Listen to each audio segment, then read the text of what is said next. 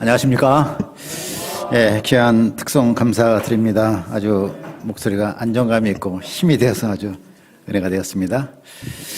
예, 오늘 저희가 지난번에 느헤미야서 공부하다가 이제 신년 말씀으로 중단돼가지고 오늘 마지막 강의 하게 됐습니다. 자, 느헤미야서 5강 나의 하나님 나를 기억하소서입니다. 오늘 본문은 11, 12, 13 세 챕터고 요절 말씀 13장 30절, 31절인데요. 같이 한번 두 절 읽겠습니다. 시작. 내가 이와 같이 그들에게 이방 사람을 떠나게 하여 그들을 깨끗하게 하고 또 제사장과 레위 사람의 반열을 세워 각각 자기의 일을 맡게 하고 또 정한 기한에 나무와 처음 익은 것을 드리게 하였사오니 내 하나님이여 나를 기억하사 복을 주옵소서. 기도하죠. 하나님 아버지, 저희들을 멸망에 내버리지 아니하시고 사랑하사 참 독생자 예수님을 아낌없이 내어주시고 우리를 구원하셔서 우리에 대한 자기의 사랑을 확증하신 우리 하나님을 감사드립니다. 이 땅에 사는 동안에 이 받은 크신 구원의 은혜 하나만 하더라도 저게 일생 감사 찬양하고 살 제목입니다. 그러나 얼마나 저희가 연약하여서 세상의 크고 작은 문제 앞에 휘둘리고 참 슬픔과 절망 처하고 기쁨을 잃어버리는지 모릅니다. 이런 저희를 긍휼히 여겨주시고 날마다 주님의 구원의 은혜, 영생의 은혜를 기억하고 감사하게 도와주십시오. 그래서 주님께 충성하고 일생 동안 주의 종이여 말씀 전하는 사람들로 삼아주옵소서. 이 시간에 저희들과 함께 하시고 말씀의 은혜 허락하여 주십시오. 예수님의 이름으로 기도합니다. 아멘. 자, 우리 오늘 말씀 느헤미야서 마지막 강인데요. 지난번에 배웠듯이 느헤미야서는 전체가 13장, 1장부터 13장까지 되어 있는데 1장부터 7장은 뭐죠? 느헤미야가 페르시아에서 예루살렘으로 돌아와서 성벽을 재건하는 그 내용이죠. 많은 대적들의 방해 공작이 있었음에도 불구하고 백성들과 합심해가지고 성벽을 하나님의 은혜로 52일 만에 완공을 했습니다. 자, 그것이 1장부터 7장 내용이고 8, 9, 10장 3장은 어떤 내용이냐면 이제 외적인 성벽을 지었지만 더 중요한 게 내적인 성벽이잖아요. 내적인 성벽. 백성들의 영적인 그 성벽. 그래서 학사 에스라를 중심으로 하나님의 말씀으로 개혁운동을 합니다. 그래서 8, 9, 10장에 백성들의 내면을 새롭게 하는 개혁운동이 기록이 되어 있고 오늘 마지막 부분 11, 12, 13장입니다. 자, 11장은 이 성벽이 완성되어서 예루살렘 도시 자체는 이제 완성이 되었는데 그 안에 거주할 사람들이 필요한 거예요. 그 안에 살 사람들을 정하는 것이 11장이고 12장에 드디어 성벽 봉헌식 Dedication Service 봉헌식을 12장에서 합니다. 그러니까 12장이 느헤미야서의 결론 부분입니다, 사실. 그래서 12장으로 끝났으면은 이게 좀 뭐랄까 고난 가운데도 성벽 완성하면서 이 해피엔딩으로 끝날 텐데 13장이 따라와요. 13장을 보니까 또다시 이 사람들이 엉망진창이 된 거예요. 그래서 이 사람들을 다시 개혁하는 그 사건이 느헤미야의 제2차 개혁인데 13장에 나타나 있습니다. 자, 그런데 13장 느헤미야가 이 개혁을 하면서 무슨 기도를 하냐면 3번 기도하는데 14절, 22절, 31절에서 내 하나님이여 나를 기억하소서. 나를 기억하소서 하는 기도를 3번이나 해요. 이 느헤미야서 자체가 내 하나님이여 나를 기억하소서라는 문장으로 책이 끝나요. 여기에 굉장한 의미를 이제 저자는 우리에게 전달해 주고 있습니다. 그 의미가 무엇일까요? 그 점이 오늘 메시지의 포인트라고 할 수가 있겠습니다. 자, 먼저 11장 보겠습니다. 11장 1절과 2절 우리 형제님들이 한번 1장 2절, 1절, 2절 읽겠습니다. 형제님들이 시작. 백성의 지도자들은 거주하였고 그 남은 백성은 제일 뽑아 10분의 1은 거룩한 성 예루살렘에 거주하게 하고 그 10분의 9는 다른 성 앞에 거주하게 하였으며 예루살렘에 거주하기를 자원하는 모든 자들 위하여 백성이 복을 빌었느니라. 자, 여기서 1절, 2절 읽었는데 1절에 중요한 키워드는 거룩한 성 예루살렘이라. 자, 거룩한 성 예루살렘. 2절의 중요한 말은 자원하는 사람들. 자, 거룩한 성 예루살렘, 자원하는 사람들. 이 두 가지를 마음에 두면서 계속 보겠습니다. 당시 예루살렘 성은 거주하기를 꺼리는 성이었어요. 거룩한 성이 아니라 꺼리는 성. 왜 그래요? 그간 성벽이 없어갖고 이방인들이 너무 많이 침략을 많이 했어요. 그래서 황폐하게 되었습니다. 사람이 살기에 적합하지가 않았습니다. 바벨론 침공 이후 지금까지 약 140여 년간 황폐한 상태로 거의 있었습니다. 경작지도 거기는 없어요. 논이나 밭이 없습니다. 그래서 생존의 문제, 이 살아가는 문제도 쉬운 문제가 아니었습니다. 그러나 이제는 성벽이 완성되었고 이제 성전의 기능이 살아나려면 그 안에 사람들이 살아야 되잖아요. 사람들이 충분히 살아야지 인프라가 건설이 되죠. 어떤 도로가 생기고 집이 생기고 요즘 말로 하면 수도, 전기, 가스가 들어가서 이게 활성화되고 성전도 기능을 할 거 아니겠습니까? 성벽도 방어가 되고 관리가 되고 사람을 이제 그 안에 배치를 해야 되는데 문제는 사람들이 거기 살기 원치를 않았다는 것입니다. 이에 느헤미야는 어떻게 합니까?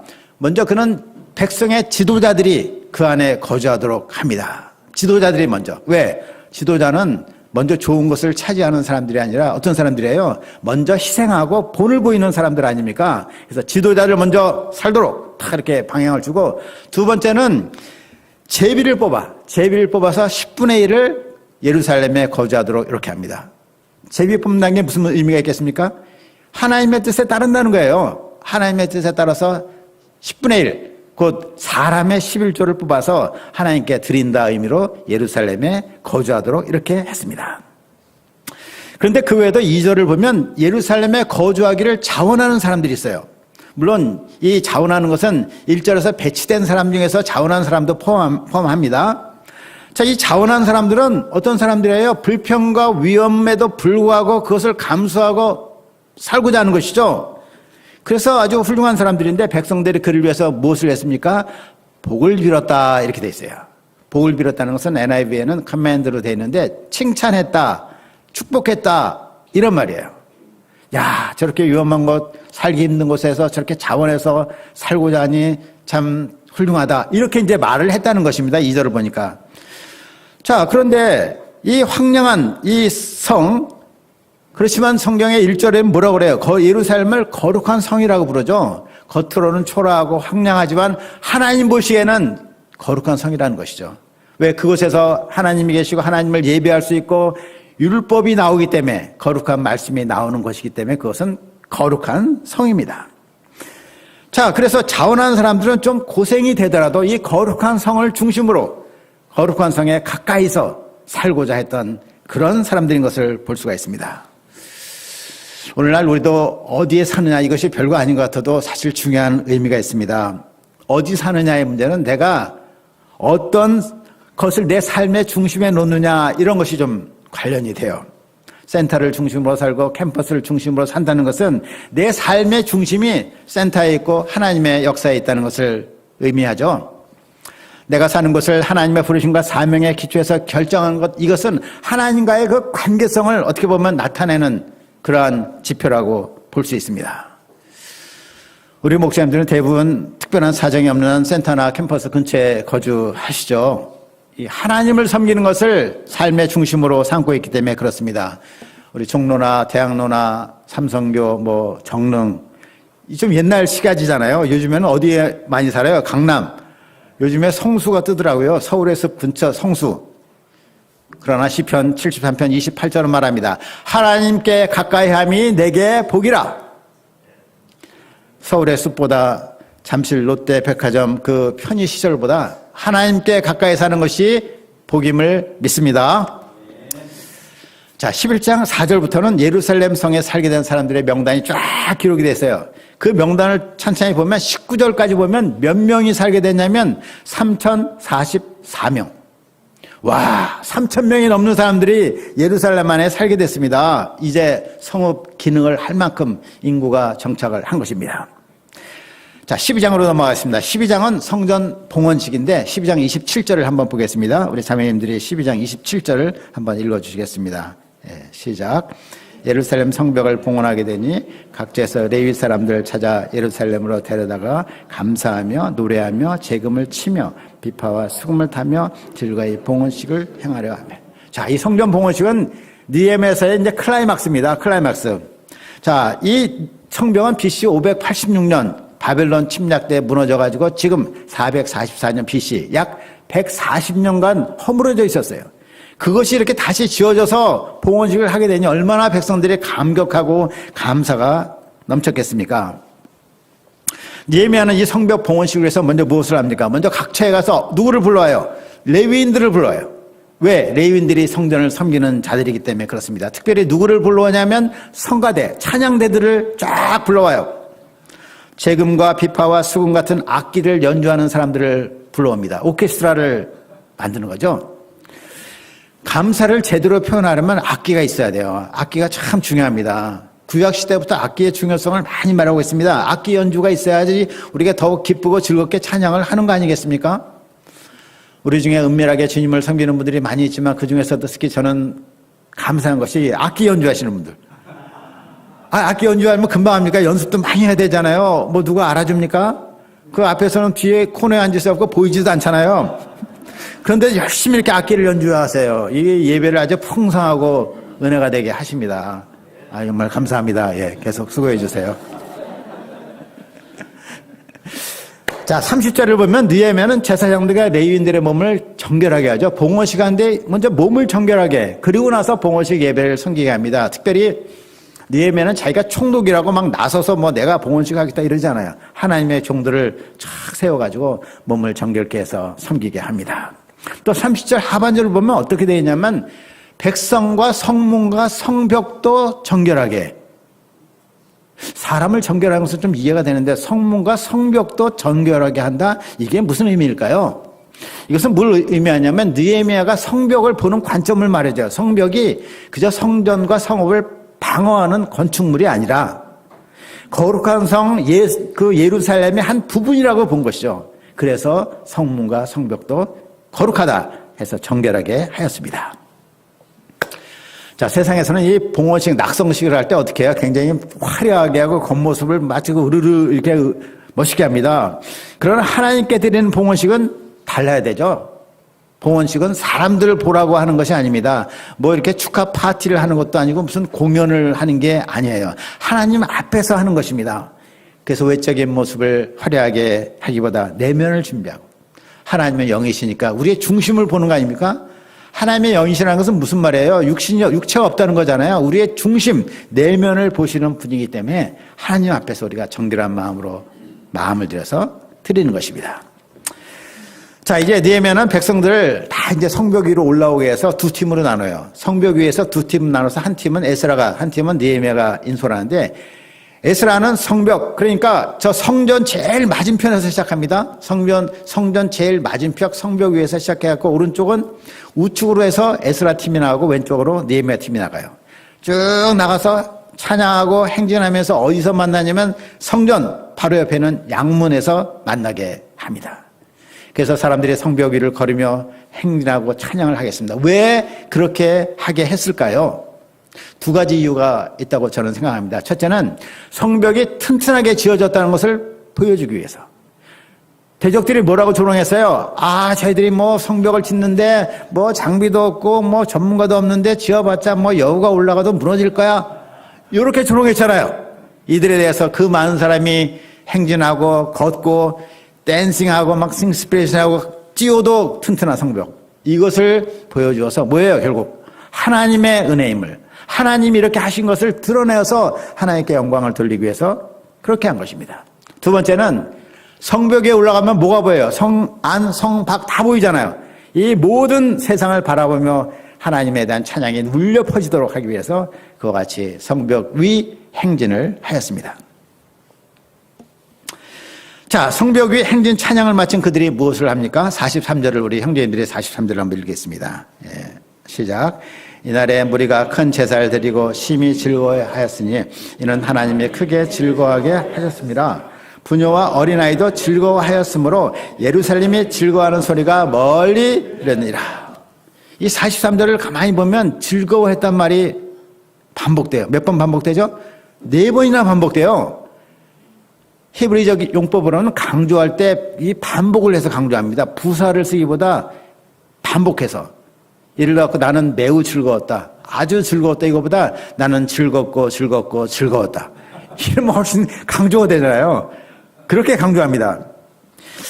근데 왜 이렇게 즐거워하죠? 이것은 하나님의 은혜를 기억했기 때문에 그렇습니다. 온갖 대적들의 방해와 대적에도 불구하고 하나님의 선하신 도움이 있어서 52일 만에 성벽이 완성이 되었습니다. 결국 그들은 성벽 자체를 즐거워하기보다 뭘 즐거워했어요? 성벽을 만들도록 은혜 주신 하나님을 즐거워한 것입니다.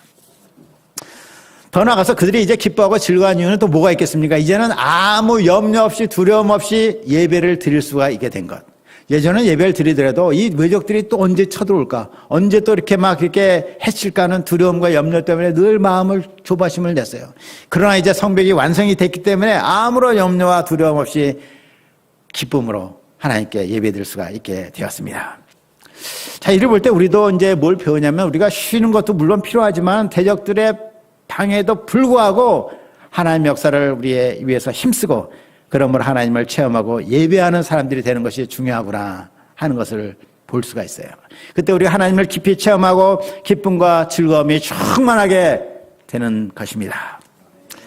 자, 여기까지가 12장이고 마지막 13장 보겠습니다. 13장은 에스라서 느헤미야서 전체 결론 부분이라고 볼 수 있어요. 자, 서론에서 말씀드렸듯이 만일 12장에서 이렇게 감격적인 성벽 봉헌으로 다 끝나면 느헤미야서는 고난 극복 개혁 완성 다 이렇게 이제 끝날 거예요. 그런데 저자는 13장을 덧붙입니다. 13장을 통해서 느헤미야서가 우리에게 말하고자 하는 바가 무엇이겠습니까? 13장 1, 2, 3절을 한번 보겠습니다. 형제 자매 형제선으로 13장 1, 2, 3절 읽겠습니다. 시작. 그날 모세의 책을 낭독하여 백성에게 들렸는데 그 책에 기록하기를 암몬 사람과 모압 사람은 영원히 하나님의 총회에 들어오지 못하리니 이는 그들이 양식과 물로 이스라엘 자손을 영접하지 아니하고 도리어 발람에게 뇌물을 줘 저주하게 하였습니다. 그러나 우리 하나님이 그 저주를 돌이켜 복이 되게 하셨다 하였느니라. 백성이 이 율법을 듣고 곧 섞인 무리를 이스라엘 가운데서 모두 분리하니라. 예. 1절에 나오는 그날 모세의 책을 낭독했다고 그러는데 그날은 이 성벽 봉헌식을 한 그날입니다. 성벽 봉헌식을 한 그날. 영어로 보면 on that day 이렇게 나옵니다. 그날 모세의 책을 낭독했어요. 이제 성경 공부를 한 것이죠. 하여간 에스라나 느헤미야의 개혁은 항상 성경에서 시작하고 성경이 기준입니다. 그날 낭독된 말씀은 아마 신명기 23장이었을 것입니다. 신명기 23장 3절부터 5절을 보면 암몬과 모압 족속은 여호와의 총회에 들어오지 못한다. 여호와의 그 모임, 하나님의 백성의 모임에 들어오지 못한다고 이렇게 기록이 되어 있습니다. 왜 그렇습니까? 이는 그들이 과거에 하나님의 백성을 영접하지 아니하고 도리어 발람에게 뇌물을 줘서 그들을 저주했기 때문입니다. 그런데 말씀을 공부해 보니까 뭐가 드러나요? 아니, 말씀은 이렇게 되어 있는데 암몬과 모압 사람들이 지금 같이 살고 있는 거예요. 그러자 백성들이 어떻게 합니까? 3절 보니까 곧이라고 나오죠? 곧 시정합니다. 곧 섞인 무리를 이스라엘 가운데서 모두 분리합니다. 그간 그들과 같이 살아온 정도 있고 같이 삶으로 유익한 점도 있잖아요. 그럼에도 불구하고 그들은 하나님을 순종하는 것을 가장 중요하고 생각하고 즉시로 순종하였습니다. 자, 13장 3절과 4절 사이에는 시간 갭이 꽤 있습니다. 3절과 4절 사이에는 시간 갭이 있는데 느헤미야는 이 12장의 성전 봉헌식을 마치고 예루살렘에서 유다 총독, 예루살렘 총독 역할을 한 후에 임기가 만료되어 가지고 페르시아로 돌아가요.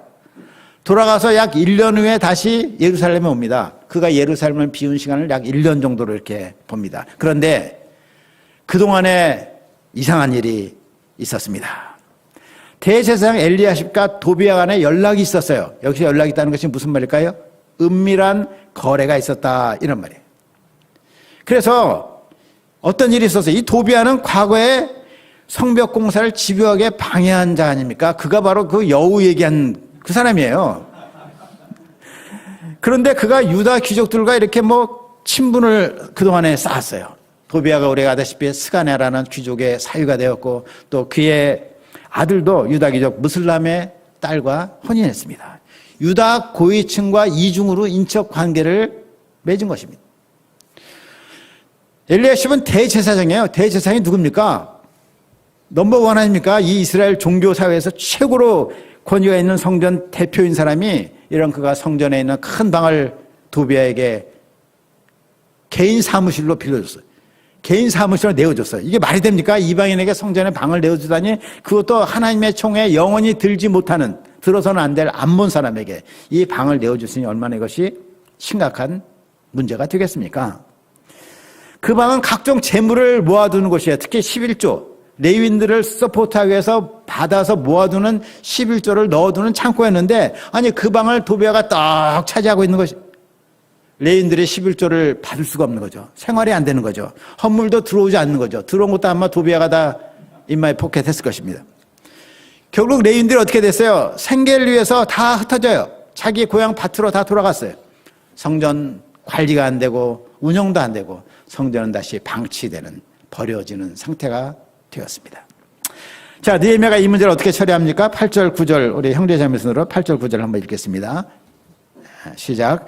내가 심히 근심하여 도비의 세간을 그 방 밖으로 다 내어 던지고 명령하여 그 방을 정결하게 하고 하나님의 전의 그릇과 소재물과 유향을 다시 그리로 들었. 느헤미야의 행동이 아주 굉장히 단호하죠. 우리 같으면 정말 눈치 안 보겠어요? 대제사장, 최고의 막강한 종교 권력자 도비야, 그 사람도 부와 권력이 있고 지금 백이 든든하잖아요. 이 사람들을 심기 건드렸다가 내가 무슨 일을 당할지 모를까 두려울 수 있을 것입니다. 그러나 느헤미야는 조금도 두려워하지 않고 도비야의 각오를 모두 밖으로 탁 던져버리고 그 방을 정결하게 했습니다. 그 방의 성전 물건들을 다시 틀어놓고 원래 기능을 회복합니다. 민장들을 심히 책망합니다. 도망갔던 레위인들을 다 쫓아가서 다시 데려와서 배치합니다. 백성들도 이제 신뢰할 만한 지도자가 왔고 성전 헌물 창고도 비었기 때문에 다시 11조를 드리기 시작합니다. 느헤미야는 또 충성스러운 사람들을 분배 책임자로 임명해서 다시 제사장들과 레위인들을 섬기도록 이렇게 조치를 합니다. 다시 다 원유씨 다 회복을 시킵니다. 자, 13장 15절부터 보면 느헤미야가 또 다른 문제가 있는 것을 발견해요. 지금 문제의 연속입니다.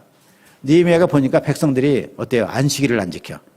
안식일 지켜야 되는 걸 알고 있으면서도 안 지켜. 평일처럼 일해요. 시장이 열려요. 두로 사람들이 와서 물고기 팔고 각종 물건을 팔아요. 왜 안식일을 안 지킬까요? 안식일 지킬 걸 알면서도 경제적인 이익에 굴복했다는 것입니다. 느헤미야는 안식일을 지키도록 조치합니다. 금요일 저녁, 안식일이 시작하는 것이 금요일 저녁이잖아요. 금요일 저녁에 성문을 딱 닫고 경비를 세워가지고 지키도록, 물건이 드나들지 않도록 지키도록 합니다. 그런데도 20절을 보니까 상인들이 뭘 합니까? 성 밖에서 밤을 새워. 왜 밤을 새워? 혹시 밤에 누가 성문 열고 나와서 살까봐. 또 성벽 위에서 누가 광주리를 줄에 달아갖고 이렇게 내리면서 아저씨 동태 2마리요, 동태 2마리. 밤에 잠이 안 와요, 빈대떡 좀 주세요. 이런 사람이 있을까봐 성벽 위를 쳐다보고 있는 거죠.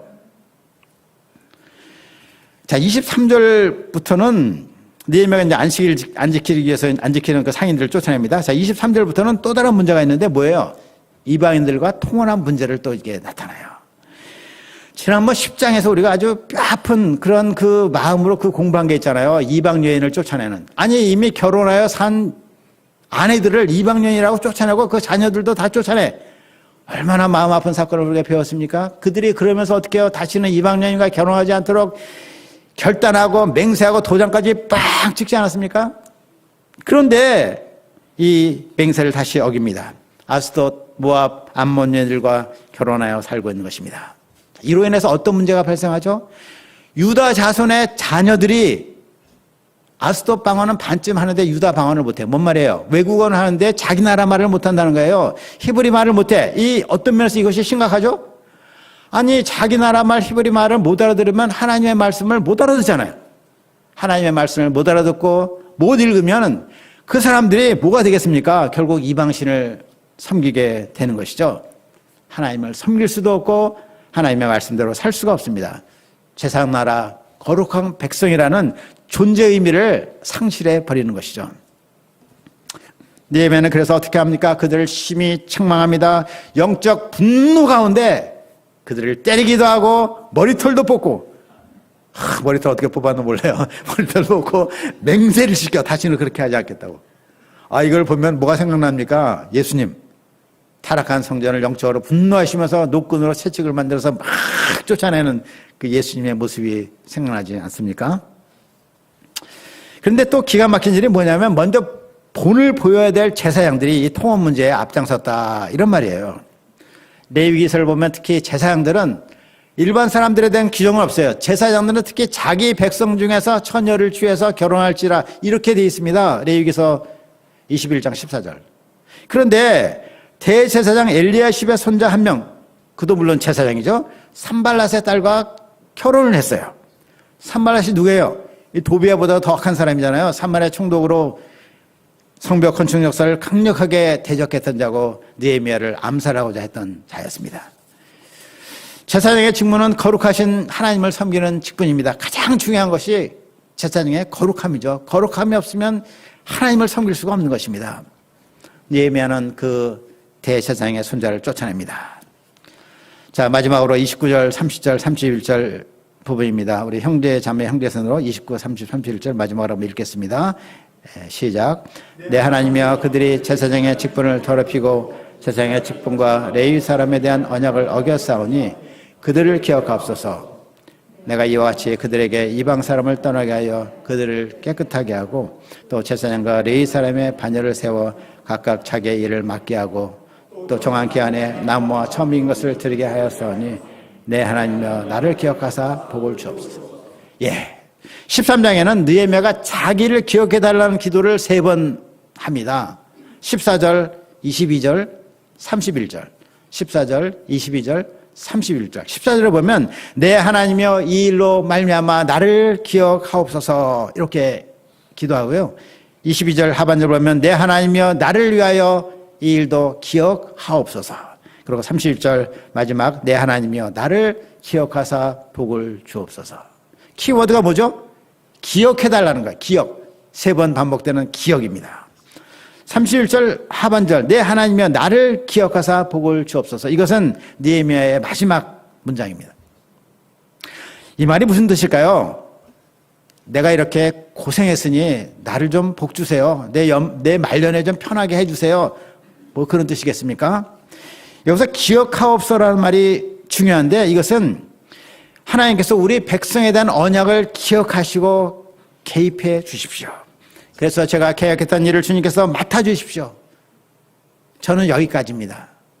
저에게 한계가 있습니다. 이제 하나님께 맡기니 그 일을 축복하셔서 주께서 온전히 이루어 주심으로 저를 복 주시옵소서. 이런 뜻입니다.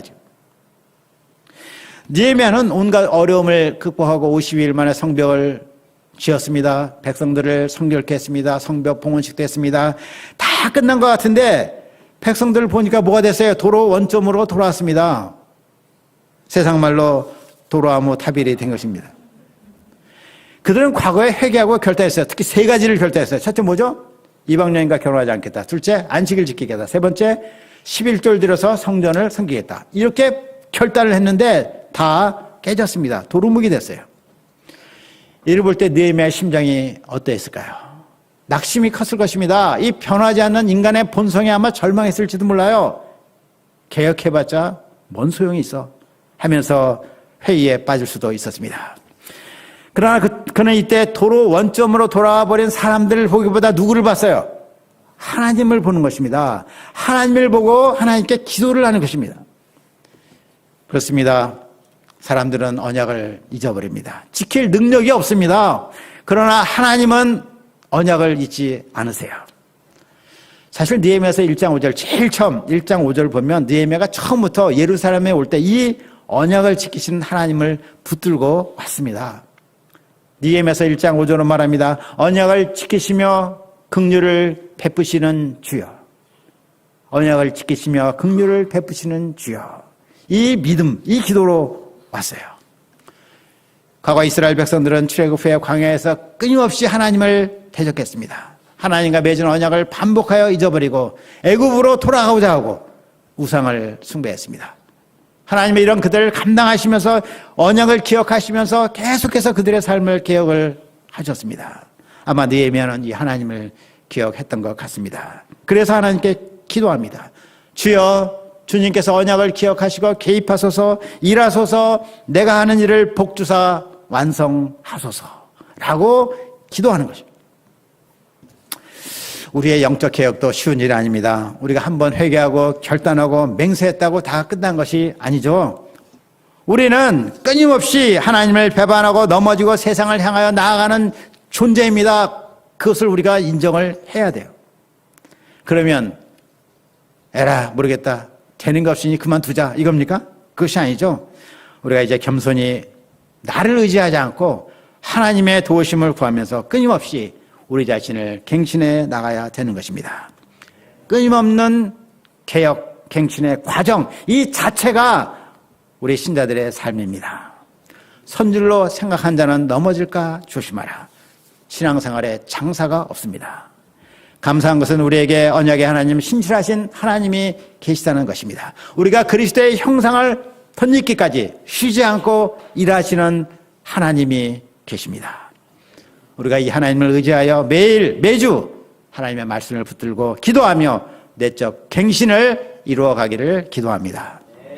온전한 개혁은 오직 하나님의 은혜로만 가능합니다.